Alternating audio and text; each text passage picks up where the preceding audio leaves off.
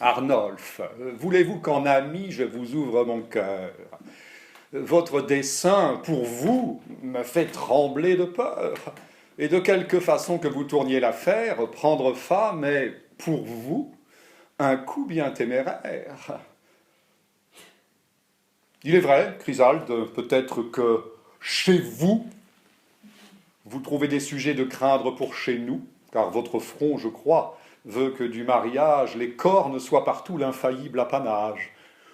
Ce sont coups du hasard dont on n'est point garant, et bien sot, ce me semble, est le soin qu'on en prend. Non, ce que je crains pour vous, c'est cette raillerie dont 100 pauvres maris ont souffert la furie, car vos plus grands plaisirs sont partout où vous êtes de faire sans éclat des intrigues secrètes. Fort bien, est-il au monde une autre ville aussi où l'on ait des maris si patillants qu'ici? L'un amasse du bien dont sa femme fait part à ceux qui prennent soin de le faire cornard, l'autre, un peu plus heureux mais non pas moins infâme, voit faire tous les jours des présents à sa femme. Enfin, ce sont partout des sujets de satire, et comme spectateur, ne puis-je pas en rire? Puis-je pas de nos cocus? Oui, mais qui rit d'autrui doit craindre qu'en revanche on rit aussi de lui. Oh, mon Dieu, notre ami, ne vous tourmentez point. Bien huppé qui pourra m'attraper sur ce point, et celle que j'épouse a toute l'innocence qui peut sauver mon front de maligne influence. Et c'est assez pour moi, à vous en bien parler, qu'elle sache prier Dieu, m'aimer, coudre et filer. Un air doux et posé parmi d'autres enfants m'inspira de l'amour pour elle dès 4 ans. Sa mère, se trouvant de pauvreté pressée de la lui demander, il me vint la pensée. Dans un petit couvent, loin de toute pratique, je la fis élever selon ma politique, c'est-à-dire ordonnant quels soins on emploierait pour la rendre idiote autant qu'il se pourrait. Dieu merci, le succès a suivi mon attente, et grande, je l'ai vue à tel point innocente que j'ai béni le ciel d'avoir trouvé mon fait pour me faire une femme au gré de mon souhait. Je l'ai mise à l'écart, comme il faut tout prévoir, dans cette autre maison où nul ne vient me voir. Et pour ne point gâter sa bonté naturelle, je n'y tiens que des gens tout aussi simples qu'elle. L'autre jour, pourrait-on se le persuader?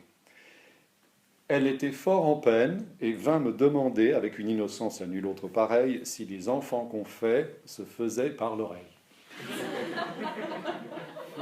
Je me réjouis fort, Seigneur Arnolphe. Bon, me voulez-vous toujours appeler de ce nom? Ah, malgré que j'en ai, il me vient à la bouche, et jamais je ne songe à Monsieur de la Souche.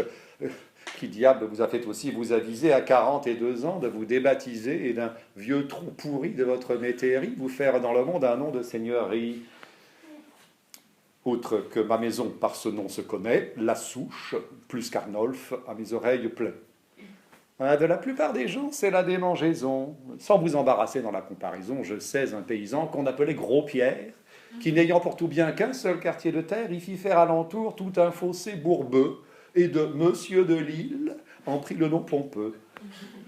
Pourriez-vous passer d'exemple de la sorte, mais enfin, de la Souche est le nom que je porte. De soit, je prendrai donc le soin d'accoutumer ma bouche à ne plus vous nommer que Monsieur de la Souche. Chrysalde, au revoir. J'entre pour dire bonjour et m'informer maintenant que je suis de retour. Hola, hola, ouvrez. On aura, que je pense, grande joie à me voir après 10 jours d'absence. Eh bien, Alain, comment se porte-t-on ici? Faites descendre Agnès. La besogne à la main, c'est un bon témoignage. Eh bien, Agnès, je suis de retour de voyage. En êtes-vous bien aise?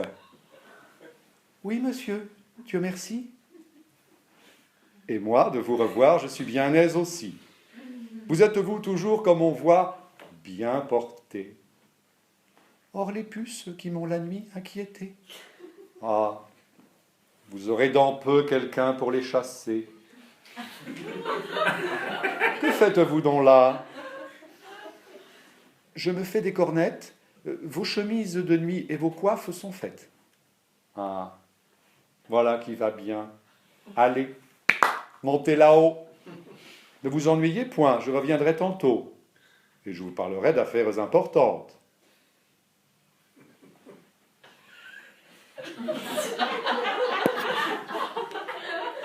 Héroïne du temps, mesdames les savantes, pousseuses de tendresse et de beaux sentiments, je défie à la fois tous vos vers, vos romans, vos lettres, billets doux, toute votre science de valoir cette honnête et pudique ignorance.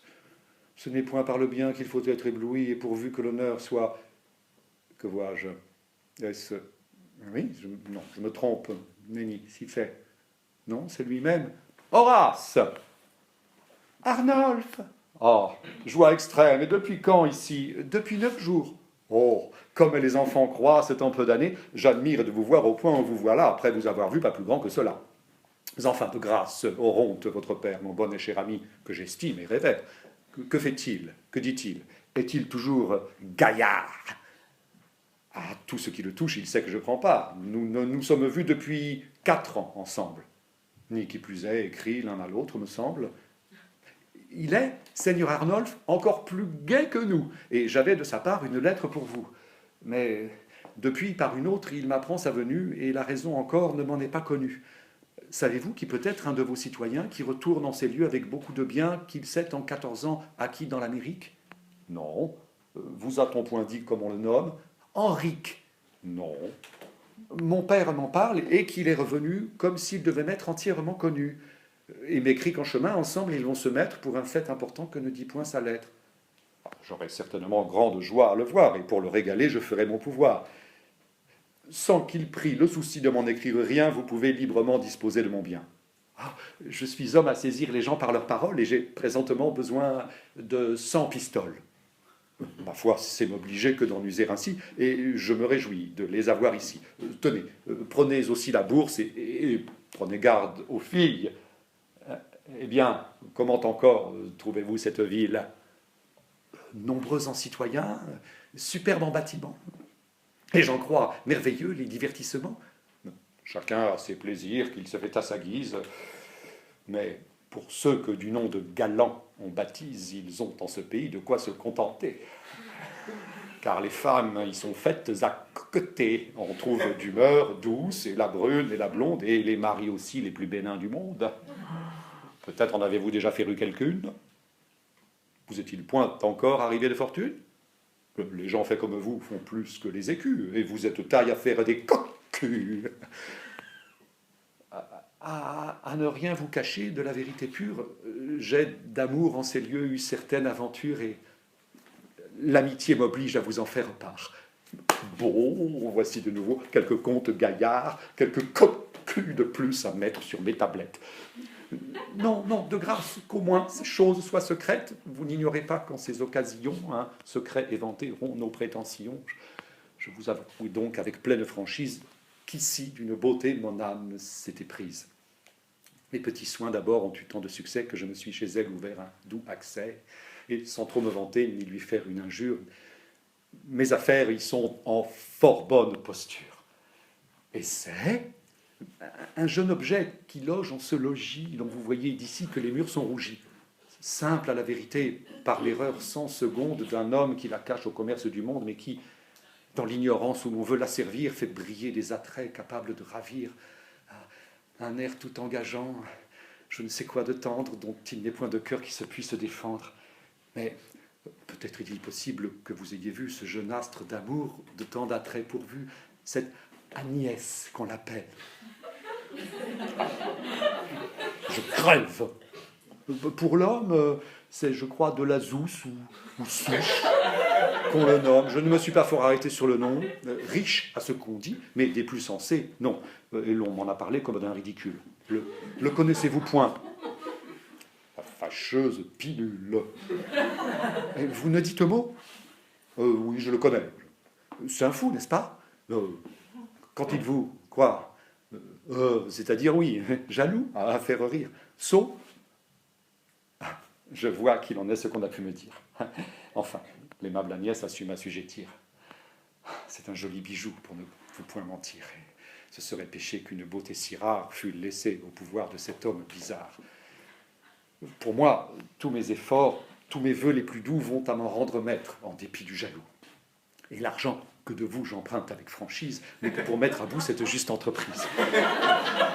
Vous savez mieux que moi, quels que soient nos efforts, que l'argent est la clé de tous les grands ressorts, et que ce doux métal qui frappe tant de têtes, en amour comme en guerre, avance des conquêtes. Vous me semblez chagrin. Serait-ce qu'en effet vous désapprouveriez le dessin que j'ai fait? Non, c'est que je songeais. Derechef, veuillez être discret, et n'allez pas, de grâce, éventer mon secret. Adieu, on m'attend. Et surtout à mon père, qui s'en ferait peut-être un sujet de colère.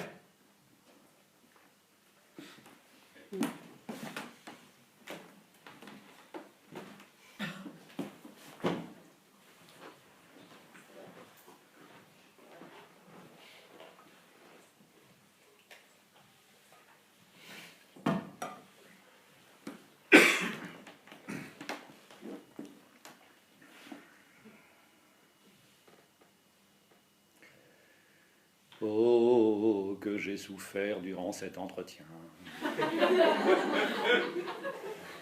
Jamais trouble d'esprit ne fut égal au mien. Avec quelle imprudence et quelle hâte extrême il m'est venu conter cette affaire à moi-même. Bien que mon autre nom le tienne dans l'erreur, jamais étourdi montra-t-il tant de fureur. Mais ayant tant souffert, je devrais me contraindre, jusqu'à m'éclaircir de ce que je dois craindre, à pousser jusqu'au bout son caquet indiscret et savoir pleinement leur commerce secret, car je ne suis pas homme à gober le morceau et laisser un champ libre au vœu du damoiseau. J'en veux rompre le cours et sans tarder apprendre jusqu'où l'intelligence entre eux a pu s'étendre. Alain, Georgette, venez, venez, dis-je. Ah, vous me faites peur, et tout mon sang se fige. C'est donc ainsi qu'absent vous m'avez obéi, et tous deux de concert vous m'avez donc trahi. Eh, ne mangez pas, monsieur, je vous conjure. Vous avez toléré, canaille maudite, qu'un homme soit venu. Tu veux prendre la fuite? Quiconque remuera par la mort, je l'assomme. Comment est-ce que chez moi s'est introduit cet homme? Ah, je suis en autre, non un peu d'haleine. Il faut que je m'évente et que je me promène. Aurais-je deviné, quand je l'ai vu petit, qu'il croîtrait pour cela? Ciel, que mon cœur en pâtit. Je pense qu'il vaut mieux que de sa propre bouche je tire avec douceur l'affaire qui me touche. Tâchons de modérer notre ressentiment. Patience, mon cœur. Doucement. Doucement. Alain et Georgette, faites qu'Agnès descende. Arrêtez! Sa surprise en deviendrait moins grande, du chagrin qui me trouble, ils iraient l'avertir, et moi-même je veux la les faire sortir. Que l'on m'attende ici. Mon Dieu, qu'il est terrible! Ses regards m'ont fait peur, mais une peur horrible, et jamais je ne vis un plus hideux chrétien. Ce monsieur l'a fâché, je te le disais bien. Mais que diantre cela, qu'avec tant de rudesse, il nous fait au logis garder notre maîtresse? D'où vient qu'à tout le monde, il veut tant la cacher et qu'il ne saurait voir personne en approcher? C'est que cette action le met en jalousie. Et d'où vient qu'il est pris de cette fantaisie? Cela vient de ce qu'il est jaloux. Et pourquoi l'est-il, et pourquoi ce courroux? C'est que la jalousie, entendu bien, Georgette, est une chose là qui fait qu'on s'inquiète. Afin de concevoir la chose davantage, dis-moi, n'est-il pas vrai, quand tu tiens ton potage, si quelque affamé venait pour en manger, tu serais en colère et voudrais le charger? Ah ouais, je comprends ça. C'est justement tout comme. La femme est en effet le potage de l'homme. Et quand un homme voit d'autres hommes, parfois, qui veulent dans sa soupe aller tremper leurs doigts, il en montre aussitôt une colère extrême. Mais pourquoi chacun n'en fait-il pas de même, et que nous en voyons qui paraissent joyeux lorsque leurs femmes sont avec les beaux messieurs? Si je n'ai la berlue, je le vois qui revient. Tes yeux sont bons, c'est lui, vois comme il est chagrin. Fuyons. A, B, C, D, E, F, G, H, I, J, K, L, M, N, O, P, Q, R, S, T, U, V, W, X, Y, Z, A, B, C, D, E, F, G, H, I, J, K, L, M, N, O, P, Q, R, S, T, U, V, W, X, Y, Z. Lorsqu'une aventure en colère nous met, nous devons avant tout dire notre alphabet. Afin que dans ce temps, la Bible se tempère et qu'on ne fasse rien que l'on ne doive faire. Je suis cette leçon sur le sujet d'Agnès, et je la fais venir en ce lieu tout express, sous prétexte d'y faire un tour de promenade, afin que les soupçons de mon esprit malade puissent, sur le discours, la mettre adroitement, et lui sondant le cœur, s'éclaircir doucement.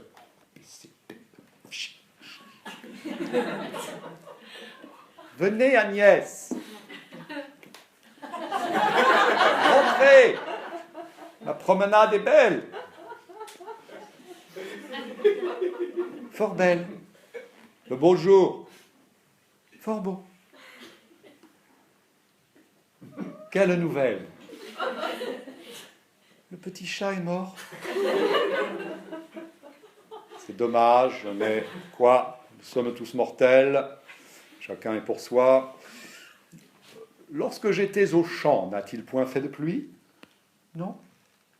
Vous ennuyait-il? Jamais je ne m'ennuie.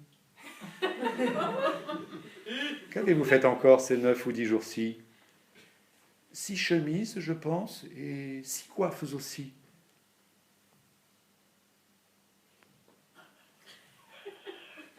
Le monde, chère Agnès, c'est une étrange chose. Voyez la médisance, et comme chacun cause. Quelques voisins m'ont dit qu'un jeune homme inconnu était en mon absence à la maison venue, que vous aviez souffert sa vue et ses harangues, mais je n'ai pas pris foi sur ces méchantes langues, et j'ai voulu parier que c'était faussement. Mon Dieu, ne pariez pas, vous perdriez vraiment. Quoi, c'est la vérité qu'un homme, chose sûre, il n'a presque bougé de chez nous, je vous jure. Cet aveu qu'elle fait avec sincérité me marque pour le moins son ingénuité. Mais il me semble, Agnès, si ma mémoire est bonne, que j'avais défendu que vous vissiez personne. Oui, mais quand je l'ai vu, vous ignorez pourquoi. Vous en auriez fait sans doute autant que moi. J'étais sur le balcon, à travailler au frais, lorsque je vis passer sous les arbres d'auprès un jeune homme bien fait qui, rencontrant ma vue, d'une humble révérence aussitôt me salue. Moi, pour ne point manquer à la civilité, je fis la révérence aussi de mon côté. Soudain, il me refait une autre révérence. Moi, j'en refais de même une autre en diligence. Il passe, vient, repasse, et toujours de plus belle, fait à chaque fois révérence nouvelle. Et moi, qui tous ces jours fixement regardais, nouvelle révérence aussi je lui rendais, tant que si sur ce point la nuit ne fût venue, toujours comme cela, je ne serais... Ne voulant point céder et recevoir l'ennui, qu'il me put estimer moins civil que lui. Fort bien. Le lendemain, étant sur notre porte, une vieille m'aborde en parlant de la sorte. « Mon enfant, Dieu ne vous a pas fait une belle personne afin de mal user des choses qu'il vous donne. Et vous devez savoir que vous avez blessé un cœur qui, de s'en plaindre, est aujourd'hui forcé. » Moi, j'ai blessé quelqu'un, fis-je, tout étonné. Oui, dit-elle, blessé, mais blessé tout de bon. Et c'est l'homme qui hier vous vite du balcon. Mademoiselle, vos yeux ont fait ce coup fatal. Et c'est de leur regard qu'est venu tout son mal. Et mon Dieu, ma surprise, fis-je 100 secondes. Mes yeux ont-ils du mal pour en donner au monde? Oui, fit-elle, vos yeux, pour causer le trépas, ma fille, ont un venin que vous ne savez pas. En un mot, il languit, le pauvre misérable. Et s'il faut, poursuivit la vieille charitable, que votre cruauté lui refuse un secours, c'est un homme à porter en terre dans 2 jours. Mon Dieu, j'en aurais dit j'ai eu de l'or bien grand, mais pour le secourir, qu'est-ce qu'il me demande? Mon enfant, me dit-elle, il ne veut obtenir que le bien de vous voir et vous entretenir. Hélas, volontiers, dis-je, et puisqu'il est ainsi, il peut, tant qu'il voudra, venir me voir ici. Ah, sorcière maudite, empoisonneuse d'âme, puisse l'enfer payer tes charitables larmes. Voilà comme il me vit et reçut guérison. Vous-même, à votre avis, n'ai-je pas eu raison? Et pouvais-je après tout avoir la conscience de le laisser mourir faute d'une assistance?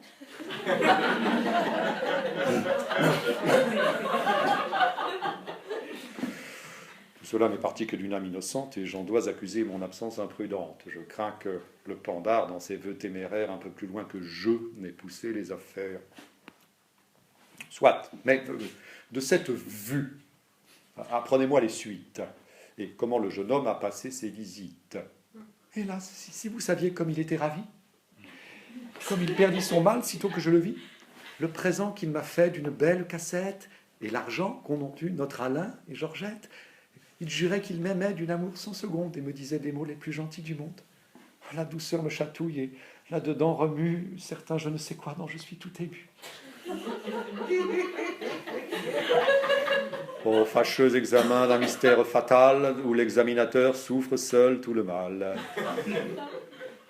Outre tous ces discours, toutes ces gentillesses, ne vous faisait-il point aussi quelques caresses? Autant, il me prenait les mains et les bras, et de me les baiser, il n'était jamais là. Ne vous a-t-il point pris, Agnès, quelque autre chose?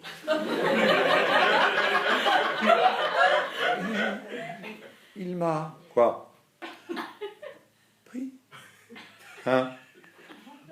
Le... Plaît-il? Je n'ose. Vous vous fâcherez peut-être contre moi. Non. Si fait. Mon Dieu, non. J'aurai donc votre foi? Ma foi, soit. Il m'a pris.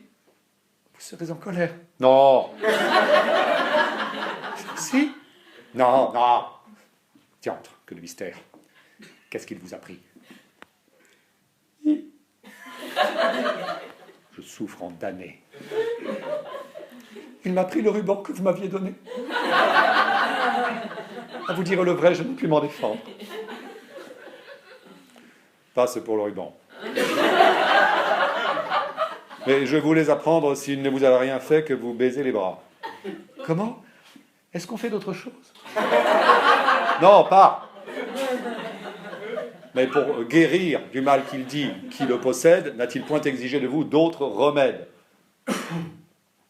Non, vous pouvez juger s'il en eût demandé que pour le secourir, j'aurais tout accordé.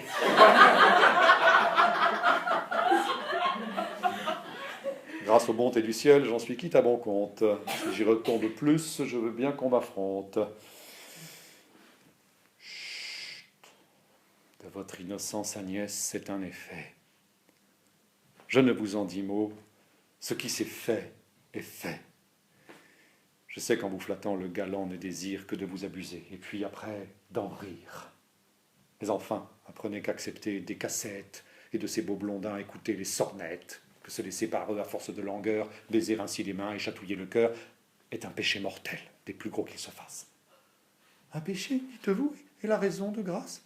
La raison est l'arrêt prononcé, que par ses actions, le ciel est courroucé. Courroucé? Mais pourquoi faut-il qu'il s'en courrouce? C'est une chose, hélas, si plaisante et si douce. Oui, c'est un grand plaisir que toutes ces tendresses, ces propos si gentils et toutes ces caresses, mais il faut le goûter en toute honnêteté, et qu'en se mariant, le crime en soit ôté. Ça n'est plus un péché lorsque l'on se marie? Non. Mariez-moi donc promptement, je vous prie. Si vous le souhaitez, je le souhaite aussi, et c'est pour vous marier qu'on me revoit ici. Est-il possible? Oui. Que vous me ferez aise? Oui, je ne doute point que l'hymen ne vous plaise. Vous nous voulez, nous deux? Rien de plus assuré. Que si cela se fait, je vous caresserai. Oui, la chose sera de ma part réciproque. Je ne reconnais point pour moi quand on se moque. Parlez-vous tout de beau? Oui, vous pourrez le voir. Nous serons mariés? Oui, mais quand? Dès ce soir. Dès ce soir? Dès ce soir, cela vous fait donc rire? Oui. Vous voir bien contente est ce que je désire. Hélas, que je vous ai grande obligation, qu'avec lui j'aurai de satisfaction. Avec qui? Avec là, n'est pas mon compte. À choisir un mari, vous êtes un peu prompte. C'est un autre, en un mot, que je vous tiens tout près. Et quant au monsieur là, je prétends, s'il vous plaît, dû le mettre au tombeau le mal dont il vous berce, qu'avec lui désormais vous rompiez tout commerce. S'il se montre à vous, d'un gré, par la fenêtre, l'obligez tout de bon à ne plus y parler. Entendez-vous, Agnès? Moi, caché dans un coin de votre procédé, je serai le témoin. Mais là, s'il est si bien fait, c'est acte de langage. Je n'aurai pas le cœur. Point de bruit davantage, montez là-haut. Mais quoi voulez-vous? C'est assez, je suis maître, je parle, allez, obéissez.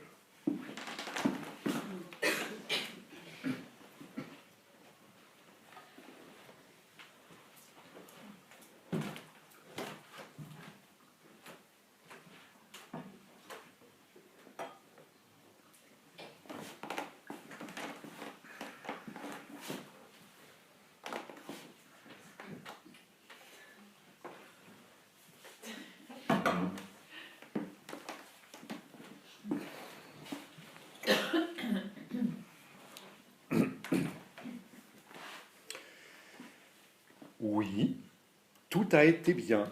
Ma joie est sans pareille. Vous avez là suivi mes ordres à merveille, confondu de tout point le blondin séducteur, et voilà de quoi sert un sage au directeur.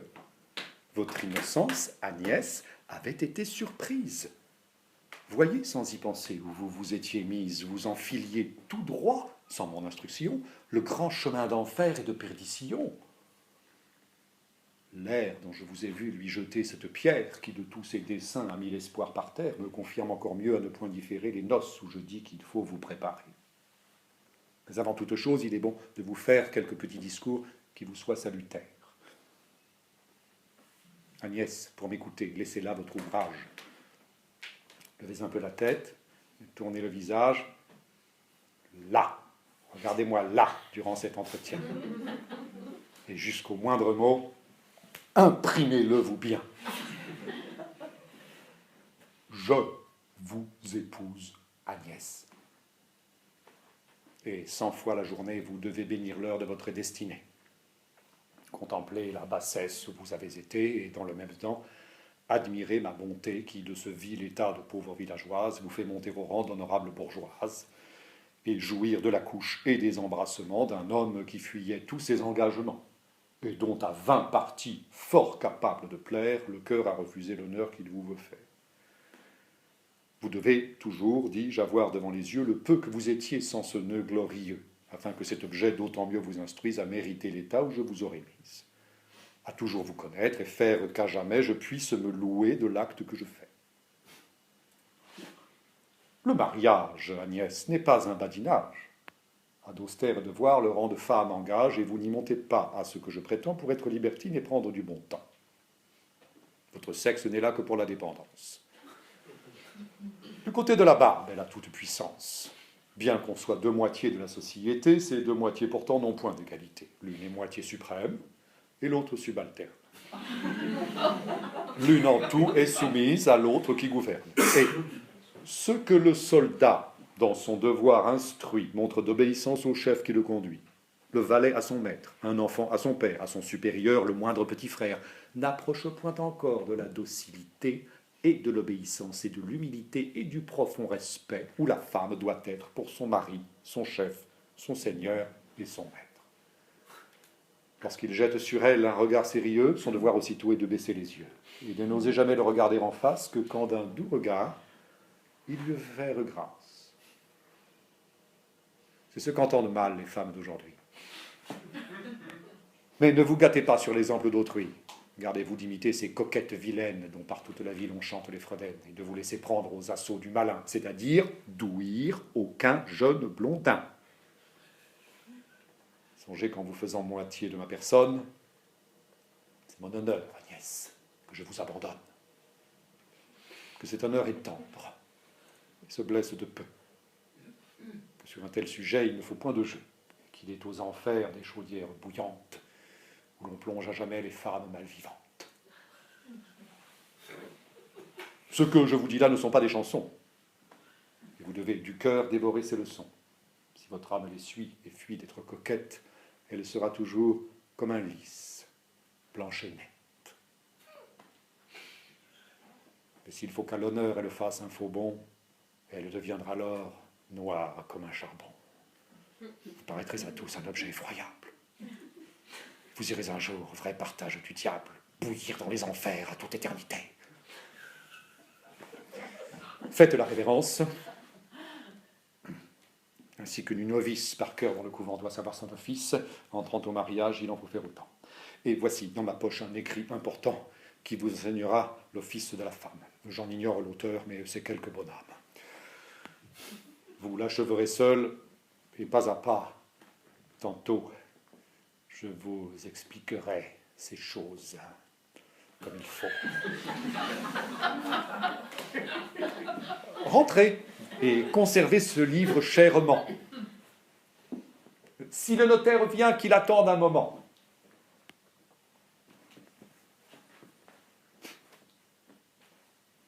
Comme un morceau de cire entre mes mains et lèvres. Et je lui puis donner la forme qui me plaît. Il n'en est peu fallu que durant mon absence, on ne m'ait attrapé par son trop d'innocence. De ces sortes d'erreurs, le remède est facile. Toute personne simple aux leçons est docile. Mais une femme habile est bien une autre bête. Notre sort ne dépend que de sa seule tête. Son bel esprit lui sert à railler nos maximes, à se faire souvent des vertus de ses crimes. Pour se parer du coup, en vain, on se fatigue. Une femme d'esprit est un diable en intrigue. Et que... Non mais le voici. Cachons-nous toujours bien et découvrons un peu quel chagrin est le sien.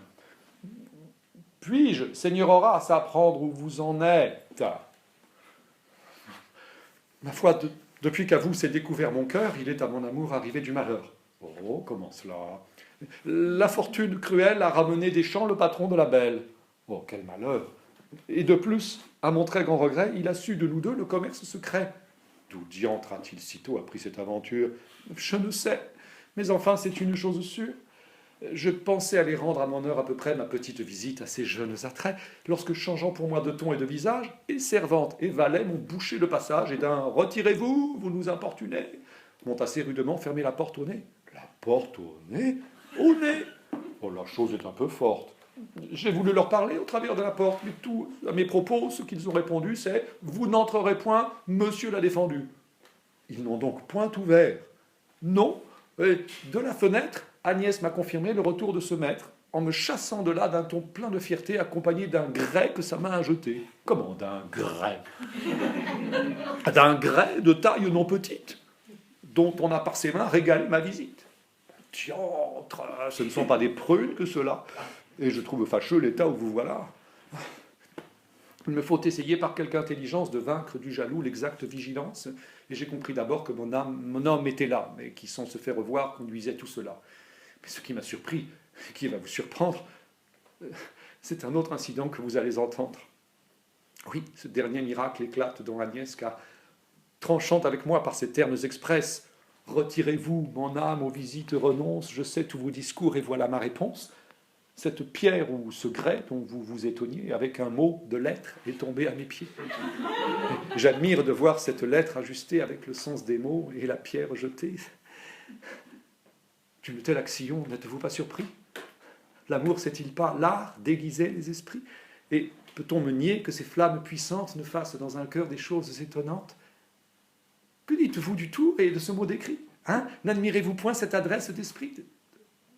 Trouvez-vous pas plaisant de voir quel personnage a joué mon jaloux dans tout ce badinage? Mais il faut qu'en ami, je vous montre la lettre. Tout ce que son cœur sent, sa main a su y mettre, mais en termes touchants et tous pleins de bonté, de tendresse innocente, d'ingénuité, de la manière enfin que la pure nature exprime de l'amour de la première blessure. Voilà, friponne, à quoi l'écriture te sert? Et contre mon dessein, l'art t'en fut découvert. Écoutez. Écoutez.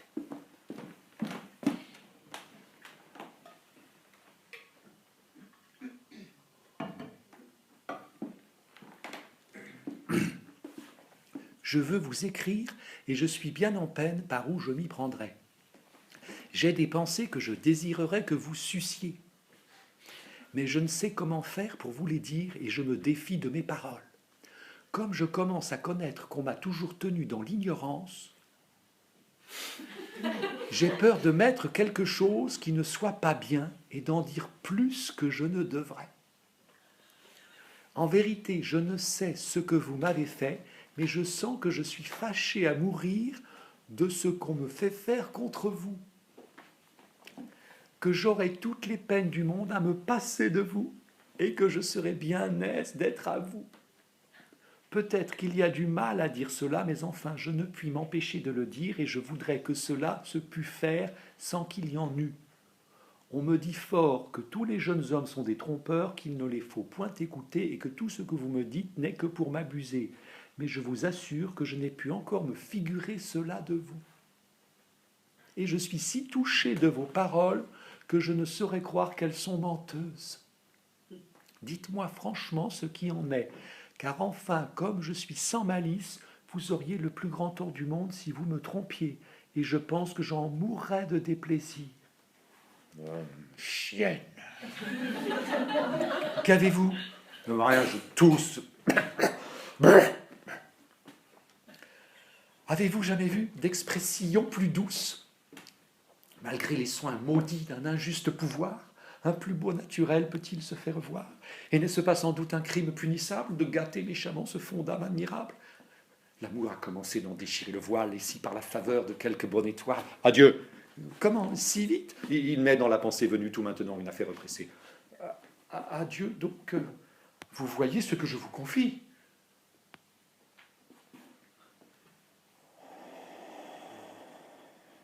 Comme il faut devant lui que je me mortifie. Quelle peine à cacher mon déplaisir cuisant. Quoi, pour une innocente, un esprit si présent? Elle a faim d'être telle à mes yeux, la traîtresse, où le diable à son âme a soufflé cette adresse. Je souffre doublement dans le vol de son cœur, car l'amour y pâtit aussi bien que l'honneur. J'enrage de trouver cette place usurpée, et j'enrage de voir ma prudence trompée. Elle n'a ni parents, ni support, ni richesse. Elle trahit mes soins, mes bontés, ma tendresse, et cependant, je l'aime après ce lâche tour, jusqu'à ne pouvoir passer de cet amour. Sot, n'as-tu point de honte? Je crève, j'enrage, et je souffletterai 1000 fois mon visage. Je veux entrer un peu, mais seulement pour voir quelle est sa contenance après un trait si noir.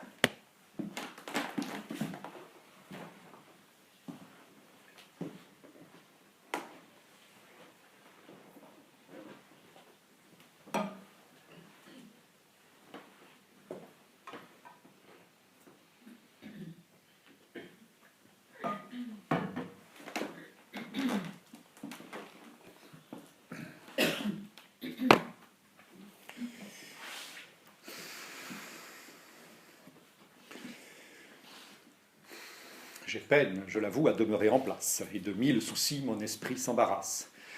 De quel œil la traîtresse a soutenu ma vue? De tout ce qu'elle a fait, elle n'est point émue. Et bien qu'elle me mette à 2 doigts du trépas, on dirait à la voir qu'elle n'y touche pas.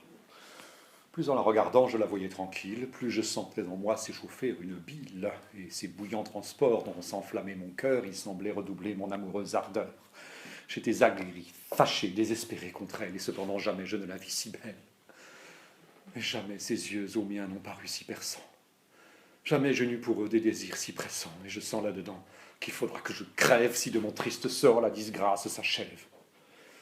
Quoi, j'aurais dirigé son éducation avec tant de tendresse et de précaution, je l'aurais fait passer chez moi dès son enfance, et j'en aurais chéri la plus tendre espérance.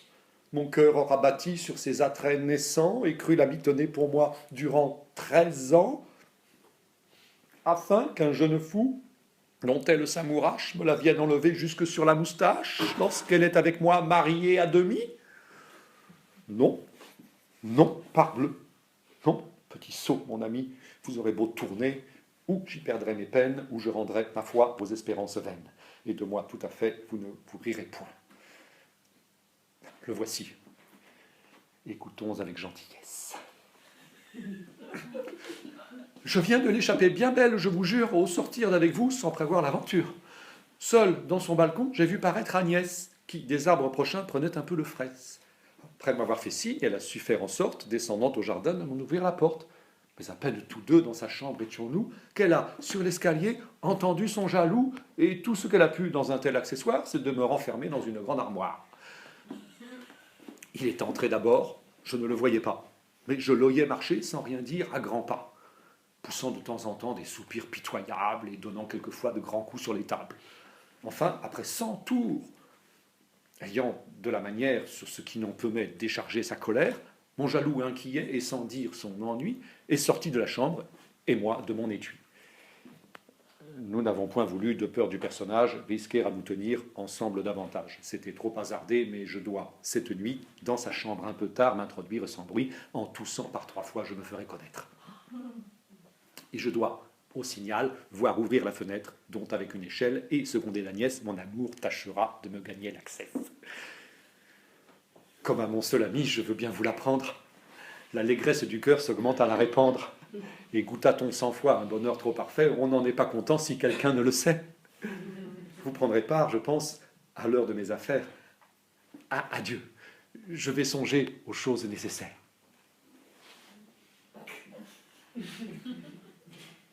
Quoi? L'astre qui s'obstine à me désespérer ne me donnera pas le temps de respirer? En sage philosophe, on m'a vu 20 années contempler des maris les tristes destinées, des disgrâces d'autrui. Profitant dans mon âme, j'ai cherché les moyens, voulant prendre une femme, de pouvoir garantir mon front de tous affronts et le tirer de pair d'avec les autres fronts. Après l'expérience et toutes les lumières que j'ai pu m'acquérir sur de telles matières, après 20 ans et plus de méditation, pour me conduire en tout avec précaution, de tant d'autres maris, j'aurais quitté la trace pour me trouver après dans la même disgrâce. Bourreau de destin, vous en aurez menti, de l'objet qu'on poursuit, je suis encore nanti.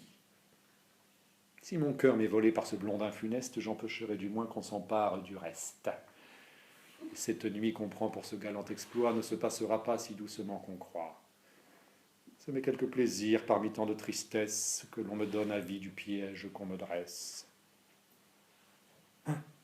Mais voici Chrysalde, vrai cocu en aubade. Eh bien, souperons-nous avant la promenade? Non, je jeûne ce soir. Oh, oh, si brusquement. Quels chagrins sont les vôtres? Serait-il point compère à votre passion arriver quelque tribulation? Je le jurerais presque à voir votre visage. Quoi qu'il m'arrive au moins, aurais-je l'avantage de ne pas ressembler à de certaines gens qui tolèrent tellement l'approche des galants. C'est un étrange fait qu'avec tant de lumière, vous vous effarouchiez toujours sur ces matières. Mettez-vous dans l'esprit qu'on peut, du coquillage, se faire en galant homme une plus douce image, que des coups du hasard, aucun n'étant garant, cet accident de soi doit être indifférent, et qu'enfin tout le mal, quoique le monde glose, n'est que dans la façon de recevoir la chose. Encore un coup, compère, apprenez qu'en effet le coquillage n'est que ce que l'on le fait, qu'on peut le souhaiter pour de certaines causes et qu'il a ses plaisirs comme les autres choses. Si vous êtes d'humeur à vous en contenter, quant à moi, ce n'est pas la mienne, non tâtez, brisons-la, s'il vous plaît. Vous êtes en courroux, nous en saurons la cause. Adieu, souvenez-vous, quoique sur ce sujet votre honneur vous inspire, que c'est être à demi ce que l'on vient de dire, que de vouloir jurer qu'on ne le sera pas. Moi, je le jure encore, et je vais de ce pas, contre cet accident, trouver un bon remède. Alain, Georgette, j'implore votre aide, et si vous m'y servez selon ma confiance, vous êtes assurés de votre récompense. L'homme que vous savez, n'en faites point de bruit, veut, comme je l'ai su, m'attraper cette nuit, dans la chambre d'Agnès, entrée par escalade. Mais il lui faut, nous trois, dresser une embuscade. Je veux que vous preniez chacun un bon bâton, et quand il sera prêt, du dernier échelon, car dans le temps qu'il faut, j'ouvrirai la fenêtre, que tout de à l'envie, vous me chargiez ce traître, mais d'un air dont son dos garde le souvenir, et qui lui puisse apprendre à n'y plus revenir. Voilà pour le prochain une leçon utile. Et si tous les maris qui sont dans cette ville, de leurs femmes ainsi recevaient le galant, le nombre des cocus ne serait pas si grand.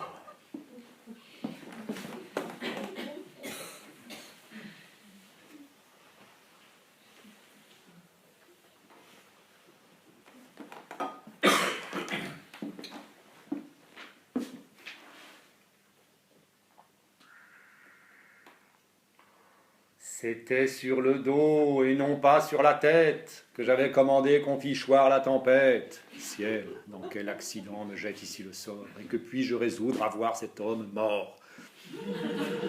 Rentrez dans la maison et gardez de rien dire de cet ordre innocent que j'ai pu vous prescrire. Le jour s'en va paraître et je vais consulter comment dans ce malheur je dois me comporter. Hélas, que deviendrai-je et que dira le père lorsqu'inopinément il saura cette affaire? C'est vous, Seigneur Arnolphe? Vous voici, c'est Horace. Je m'en allais chez vous, vous prier d'une grâce qui fait qu'à point nommé, je vous rencontre ici. Je viens vous avertir que tout a réussi. Et même beaucoup plus que je ne sois osé dire, et par un incident qui devait tout détruire.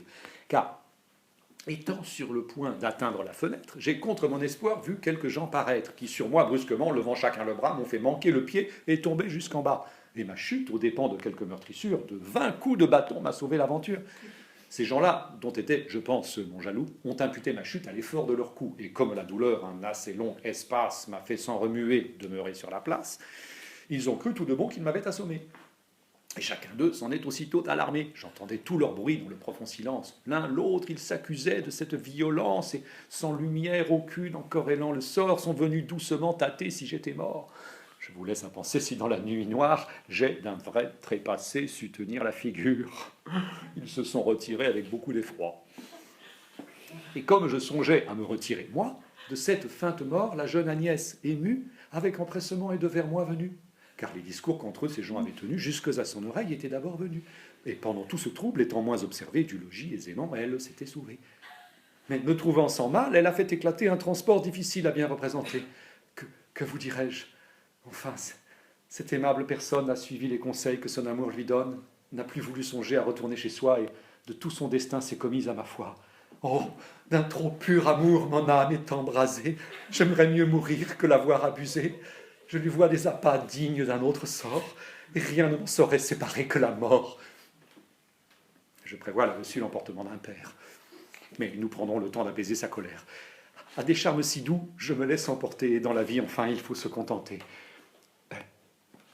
Ce que je veux de vous, sous un secret fidèle, c'est que je puisse mettre en vos mains cette belle. Que dans votre maison, en faveur de mes feux, vous lui donniez asile au moins un jour ou deux. Et comme c'est à vous, sûr de votre prudence, que j'ai fait de mes feux entière confidence, c'est à vous seul aussi, comme ami généreux, que je puis confier ce dépôt amoureux.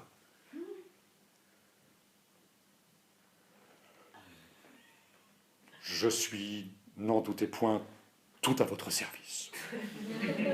Vous voulez bien me rendre un si charmant office? Très volontiers, vous dis-je, et je me sens ravir de cette occasion que j'ai de vous servir. Je rends grâces au ciel de ce qu'il me l'envoie et n'ai jamais rien fait avec si grande joie. Que je suis redevable à toutes vos bontés? J'avais de votre part craint des difficultés, mais vous êtes du monde, et dans votre sagesse, vous savez excuser le feu de la jeunesse. Un de mes gens la garde au coin de ce détour. Mais comment ferons-nous? Car il fait un peu jour. Si je la prends ici, l'on me verra peut-être, et s'il faut que chez moi vous veniez apparaître, des valets causeront. Pour jouer au plus sûr, il faut me l'amener dans un lieu plus obscur. Mon allée est commode et je l'y vais attendre. Ce sont des précautions qu'il est fort bon de prendre. Pour moi, je ne ferai que vous la mettre en main, et chez moi, sans éclat, je retourne soudain. Ah, fortune! Ce trait d'aventure propice répare tous les maux que m'a fait ton caprice. Agnès, ne soyez point en peine où je vais vous mener. C'est un logement sûr que je vous fais donner. Vous loger avec moi, ce serait tout détruire. Attrapez cette main et laissez-vous conduire. Pourquoi me quittez-vous? Chère Agnès, il le faut. Songez donc, je vous prie, à revenir bientôt. J'en suis assez pressée par ma flamme amoureuse. Quand je ne vous vois point, je ne suis point joyeuse. Hors de votre présence, on me voit triste aussi. Hélas, s'il est vrai, vous resteriez ici. Quoi? Vous pourriez douter de mon amour extrême? Non, vous ne m'aimez pas autant que je vous aime. Ah, l'on me tire trop le bras. C'est qu'il est dangereux, chère Agnès, qu'en ce lieu nous soyons vus tous deux, et ce parfait ami de qui la main vous presse suit le zèle prudent qui pour nous l'intéresse. Mais suivre un inconnu, n'apprendre rien, entre de telles mains, vous ne serez que bien. Grâce au ciel, mon bonheur n'est plus en concurrence et je puis maintenant dormir en assurance.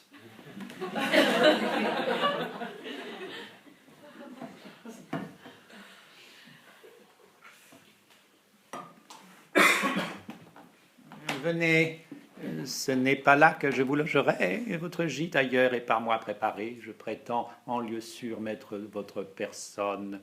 Me reconnaissez-vous? Ah! Mon visage friponne. Dans cette occasion rend vos sens effrayés. Et c'est à contre-cœur qu'ici vous me voyez. Je trouble en ces projets l'amour qui vous possède. N'appelez point des yeux le galant à votre aide, il est trop éloigné pour vous donner secours. Ah, si jeune encore, vous jouez de ces tours. Votre simplicité qui semble sans pareille demande si l'on fait les enfants par l'oreille, et vous savez donner des rendez-vous la nuit, et pour suivre un galant, vous évadez sans bruit. Tu Dieu, comme avec lui votre langue cajole. Il faut qu'on vous ait mise à quelque bonne école, malgré tous mes bienfaits. Former un tel dessein, petit serpent que j'ai réchauffé dans mon sein. Pourquoi me criez-vous? J'ai grand tort, en effet. C'est un homme qui dit qu'il me veut pour sa femme. J'ai suivi vos leçons, et vous m'avez prêché qu'il faut se marier pour ôter le péché. Oui, mais pour femme, moi, je prétendais vous prendre, et je vous l'avais fait, me semble, assez entendre. Oui, mais à vous parler, franchement, entre nous, il est plus pour cela, selon mon goût, que vous. Chez vous, le mariage est fâcheux et pénible, et vos discours en font une image terrible. C'est que vous l'aimez, traîtresse? Oui, je l'aime. Mais il fallait chasser cet amoureux désir. Le moyen de chasser ce qui fait du plaisir? Ne saviez-vous pas que c'était me déplaire? Moi? Point du tout. Quel mal cela peut-il vous faire? Vous ne m'aimez donc pas à ce compte? Hélas, non. Comment non? Voulez-vous que je mente? Pourquoi ne m'aimez pas, madame l'impudente? Mon Dieu, ce n'est pas moi que vous devez blâmer. Que ne vous êtes-vous comme lui, fait aimer? Je ne vous en ai pas empêché, que je pense. Je m'y suis efforcé de toute ma puissance, mais des soins que j'ai pris, je les ai perdus. Tout, vraiment? Il en sait donc là-dessus plus que vous, car à se faire aimer, il n'a point eu de peine. Vous voyez comme raisonne et répond la vilaine. Peste une précieuse en dirait-elle plus? Je l'ai mal connue, ou ma foi là-dessus, une sotte en sait plus que le plus habile homme. Puisqu'en raisonnement votre esprit se consomme, la belle raisonneuse, est-ce qu'ainsi longtemps je vous aurai pour lui nourri à mes dépens? Non, il vous rendra tout jusqu'au dernier double. Là, de certains mots où mon dépit redouble. Me rendra-t-il, coquine, avec tout son pouvoir, les obligations que vous pouvez m'avoir? Je ne vous en ai pas de si grande compense. Ne c'est rien que les soins d'élever votre enfance? Vous avez là-dedans bien opéré, vraiment, et m'avez fait en tout instruire joliment. Moi-même, j'en ai honte, et dans l'âge où je suis, je ne veux plus passer pour sotte, si je puis. Vous fuyez l'ignorance et voulez, quoi qu'il coûte, apprendre du blondin quelque chose? Sans doute. C'est de lui que je sais ce que je puis savoir, et beaucoup plus qu'à vous, je pense lui devoir. J'enrage quand je vois sa piquante froideur, et quelques coups de poing satisferaient mon cœur. Hélas, vous le pouvez, si cela peut vous plaire. Ce mot et ce regard désarment ma colère et produit un retour de tendresse et de cœur qui de son action m'efface la noirceur. Chose étrange d'aimer, et que pour ces traîtresses les hommes soient sujets à de telles faiblesses.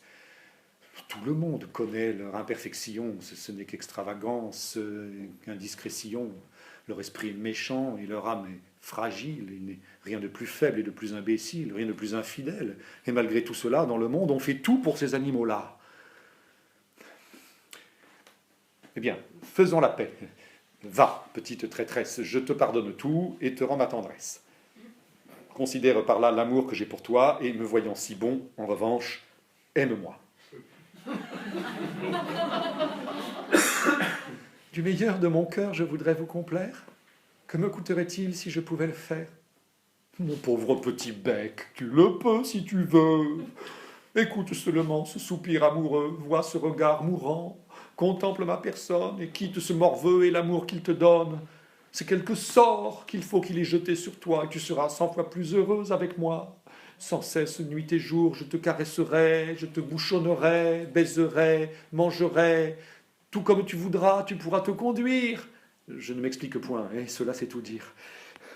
Jusqu'où la passion peut-elle faire aller? Enfin, à mon amour, rien ne peut s'égaler. Mais quelle preuve veux-tu que je t'en donne, ingrate? Veux-tu me voir pleurer? Veux-tu que je me batte? Veux-tu que je m'arrache un côté de cheveux? Veux-tu que je me tue? Oui, dis-le si tu le veux. Je suis tout prêt, cruel, à te prouver ma flamme.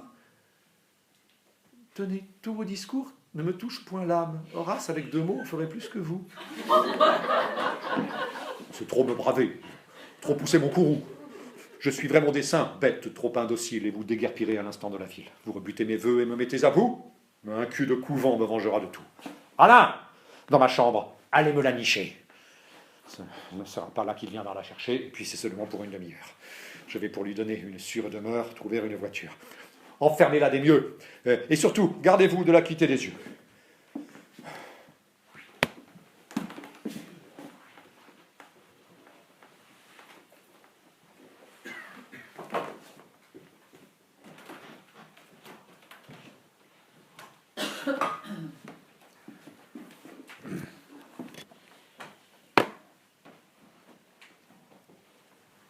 Arnolphe, je viens vers vous accablé de douleur.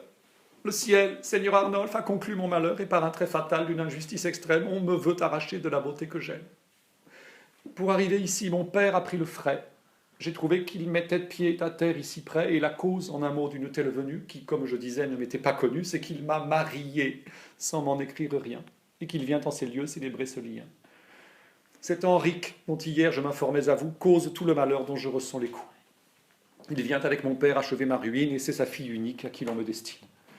Mon père ayant parlé de vous rendre visite, l'esprit plein de frayeur, je l'ai devancé vite. De grâce, gardez-vous de lui rien découvrir de mon engagement, qui le pourrait aigrir, et tâchez, comme en vous, il prend grande créance, de le dissuader de cette autre alliance. Oui, da. Conseillez-lui de différer un peu, et rendez en ami ce service à mon feu. Je n'y manquerai pas. C'est en vous que j'espère. Fort bien. Mais voici mon père, je m'éloigne un peu. Arnolphe, mon ami, je suis venu ici, Oronte, mon ami, sans m'en faire récit, je sais ce qui vous mène. On vous l'a déjà dit? Oui. Tant mieux. Votre fils, à cet hymen, résiste, et son cœur alerté n'y voit rien que de triste. Il m'a même prié de vous en détourner. Et moi, tout le conseil que je puis vous donner, c'est de ne pas souffrir que ce nœud se diffère, et de faire valoir l'autorité de père. Qu'entends-je? Ah, traître! C'est parler comme il faut, et dans cette alliance, c'est moi qui vous réponds de son obéissance. Oui, Seigneur Arnolphe, il est. Ce nom les gris, c'est Monsieur de la Souche, je vous l'ai déjà dit. Qu'entends-je? Quoi? Ainsi? Arnolphe et de la Souche ont intrigué cela et ont la même bouche? Ô ciel, quels mots peuvent égaler mes ennuis, et s'est-on jamais vu dans l'abîme où je suis? Oronte, pressez vite cette cérémonie. C'est là notre destin, moi-même je m'en prie. Venez, belle, venez, qu'on ne saurait tenir et qui vous mutinez. Voici votre galant à qui, pour récompense, vous pouvez faire une humble et douce révérence. Horace, l'événement trompe un peu vos souhaits, mais tous les amoureux ne sont pas satisfaits. Me laissez-vous, Horace, emmener de la sorte? Je ne sais où j'en suis tant ma douleur est forte. Allons, causeuse, allons, je veux rester ici. Mais Arnolphe, où donc prétendez-vous aller? Mais je vous ai conseillé d'achever l'hyménée. Oui, mais pour le conclure, ne vous a-t-on pas dit que vous avez chez vous celle dont il s'agit? La fille qu'autrefois, avec Angélique, sous des liens secrets, eut le seigneur Henrique. Quoi? La sœur de Chrysalde, aujourd'hui décédée, d'un hymen secret, avec cet Henrique, nous laissa une fille, dont on cacha le sort à toute la famille, et qui, sous de fins noms pour ne rien découvrir, par cet Henrique au champ fut donnée à nourrir. Et dans ce temps, le sort, lui déclarant la guerre, l'obligea de sortir de la terre natale et d'aller essuyer 1000 périls divers dans ces lieux séparés de nous par tant de mer. Et de retour en France, il a cherché d'abord celle à qui, de sa fille, il confia le sort. Et cette paysanne a dit avec franchise qu'en vos mains, à 4 ans, elle l'avait remise. Je devine à peu près quel est votre supplice, mais le sort en cela ne vous est que propice. Si notre point cocu vous semble un si grand bien, ne point vous marier en est le vrai moyen. D'où vient qu'il s'enfuit sans rien dire?